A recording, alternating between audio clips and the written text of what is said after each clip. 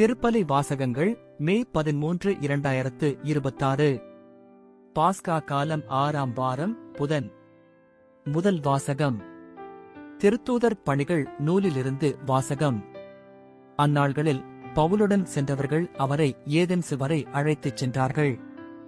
சீலாவும் திமோத்தேயுவும் விரைவில் வந்து சேர வேண்டும் என்னும் கட்டளையை பவுலிடமிருந்து பெற்றுக்கொண்டு அவர்கள் திரும்பிச் சென்றார்கள். அரையப்பாகு மன்றத்தின் நடுவில் பவுல் எழுந்து நின்று கூறியது, ஏதென்சு நகர மக்களே, நீங்கள் மிகுந்த சமயப்பற்றுள்ளவர்கள் என்பதை நான் காண்கிறேன். நான் உங்களுடைய தொழுகையிடங்களை உற்று பார்த்து கொண்டு வந்தபோது அறியாத தெய்வத்துக்கு என்று எழுதப்பட்டிருந்த பலிபீடம் ஒன்றைக் கண்டேன். நீங்கள் அறியாமல் வழிபட்டுக் கொண்டிருக்கும் அந்த தெய்வத்தையே நான் உங்களுக்கு அறிவிக்கிறேன். உலகையும் அதிலுள்ள அனைத்தையும் படைத்த கடவுள் விண்ணுக்கும் மண்ணுக்கும் ஆண்டவர். மனிதர் கையால் கட்டிய திருக்கோவில்களில் அவர் குடியிருப்பதில்லை. அனைவருக்கும் உயிரையும் மூச்சையும் மற்றனைத்தையும் கொடுப்பவர் அவரே. எனவே மனிதர் கையால் செய்யும் ஊழியம் எதுவும் அவருக்கு தேவையில்லை. ஒரே ஆளிலிருந்து அவர் மக்களினம் அனைத்தையும் படைத்து அவர்களை மண்ணுலகின் மீது குடியிருக்கச் செய்தார். அவர்களுக்கு குறிப்பிட்ட காலங்களையும் குடியிருக்கும் எல்லைகளையும் வரையறுத்துக் கொடுத்தார். கடவுள் தம்மை அவர்கள் தேட வேண்டும் என்பதற்காக இப்படிச் செய்தார். தட்டித் தடவியாவது தம்மை கண்டுகொள்ள வேண்டும் என்பதற்காகவே இவ்வாறு செய்தார். ஏனெனில் அவர் நம் ஒவ்வொருவருக்கும் அருகிலேயே உள்ளார். அவரைச் சார்ந்துதான் நாம் வாழ்கின்றோம், இயங்குகின்றோம், இருக்கின்றோம். உங்கள் கவிஞர் சிலர் கூறுவது போல, நாம் அவருடைய பிள்ளைகளே. நாம் கடவுளுடைய பிள்ளைகளாய் இருப்பதால் மனித கற்பனையாலும் சிற்ப வேலை திறமையாலும் உருவாக்கப்பட்ட பொன், வெள்ளி, கல் உருவங்களைப் போல கடவுள் இருப்பார் என நாம் எண்ணுவது முறையாகாது. ஏனெனில் மக்கள் அறியாமையில் வாழ்ந்த காலத்தில் கடவுள் இதனை பொருட்படுத்தவில்லை.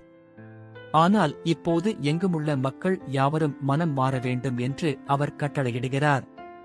ஏனென்றால் ஒரு நாள் வரும், அப்போது தாம் நியமித்து ஒருவரைக் கொண்டு அவர் உலகத்துக்கு நேர்மையான தீர்ப்பு அளித்தார். இறந்த அவரை உயிர்த்தெழச் செய்ததன் வாயிலாக இந்நம்பிக்கை உறுதியானது என எல்லாருக்கும் தெளிவுபடுத்தினார். இறந்தவர் உயிர்த்தெழுதல் என்பது பற்றி கேட்டதும் சிலர் அவரை கிண்டல் செய்தனர். மற்றவர்கள், இதைப்பற்றி நீர் மீண்டும் வந்து பேசும், கேட்போம் என்றார்கள். அதன்பின் பவுல் அவர்கள் நடுவிலிருந்து வெளியே சென்றார். சிலர் நம்பிக்கை கொண்டு அவர்களுடன் சேர்ந்து கொண்டனர். அவர்களுள் அரையோபாகு மன்றத்தின் உறுப்பினரான தியோனிசியுவும் தாமரை என்னும் பெண் ஒருவரும் வேறு சிலரும் அடங்குவர். இவற்றுக்குப் பின்பு பவுல் ஏதென்சை விட்டு கொரிந்துக்குப் போய் சேர்ந்தார். ஆண்டவரின் அருள்வாக்கு. இறைவா உமக்கு நன்றி. பதிலுரை பாடல். பல்லவி. ஆண்டவரே, விண்ணும் மண்ணும் உமது மாட்சியால் நிறைந்துள்ளன.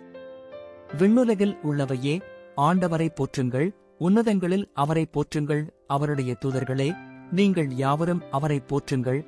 அவருடைய படைகளே, நீங்கள் யாவரும் அவரை போற்றுங்கள். பல்லவி.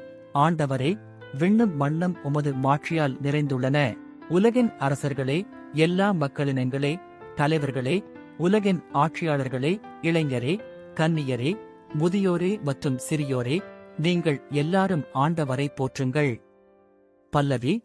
ஆண்டவரே, விண்ணும் மண்ணும் உமது மாட்சியால் நிறைந்துள்ளன. அவர்கள் ஆண்டவரின் பெயரை போற்றுவார்களாக. அவரது பெயர் மட்டுமே உயர்ந்தது. அவரது மாட்சி விண்ணையும் மண்ணையும் கடந்தது. பல்லவி. ஆண்டவரே, விண்ணும் மண்ணும் உமது மாட்சியால் நிறைந்துள்ளன. அவர் தம் மக்களின் ஆற்றலை உயர்வுறச் செய்தார். அவருடைய அனைத்து அடியாரும் அவருக்கு நெருங்கிய அன்பார்ந்த மக்களாகிய இஸ்ரேல் மக்களும் அவரை போற்றுவார்கள். பல்லவி. ஆண்டவரே, விண்ணும் மண்ணும் உமது மாட்சியால் நிறைந்துள்ளன. நற்செய்திக்கு முன் வாழ்த்துலி. அல்லேலுயா, அல்லேலுயா. உங்களோடு என்றும் இருக்கும்படி மற்றொரு துணையாளரை உங்களுக்கு தருமாறு நான் தந்தையிடம் கேட்பேன். தந்தை அவரை உங்களுக்கு அருள்வார். அல்லேலுயா. நற்செய்தி வாசகம். யோவான் எழுதிய தூய நற்செய்தியிலிருந்து வாசகம். அக்காலத்தில் இயேசு தம் சீடரை நோக்கிக் கூறியது, நான் உங்களிடம் சொல்ல வேண்டியவை இன்னும் பல உள்ளன. ஆனால் அவற்றை இப்போது உங்களால் தாங்க இயலாது. உண்மையை வெளிப்படுத்தும் தூய ஆவியார் வரும்போது அவர் முழு உண்மையை நோக்கி உங்களை வழிநடத்துவார். அவர் தாமாக எதையும் பேச மாட்டார், தாம் கேட்பதையே பேசுவார், வரப்போகிறவற்றை உங்களுக்கு அறிவிப்பார். அவர் என்னிடமிருந்து கேட்டு உங்களுக்கு அறிவிப்பார். இவ்வாறு அவர் என்னை மாட்சிப்படுத்துவார். தந்தையுடையவை யாவும் என்னுடையவையே. எனவேதான் அவர் என்னிடமிருந்து பெற்று உங்களுக்கு அறிவிப்பார் என்றேன். ஆண்டவரின் அருள்வாக்கு. கிறிஸ்துவே உமக்கு புகழ்.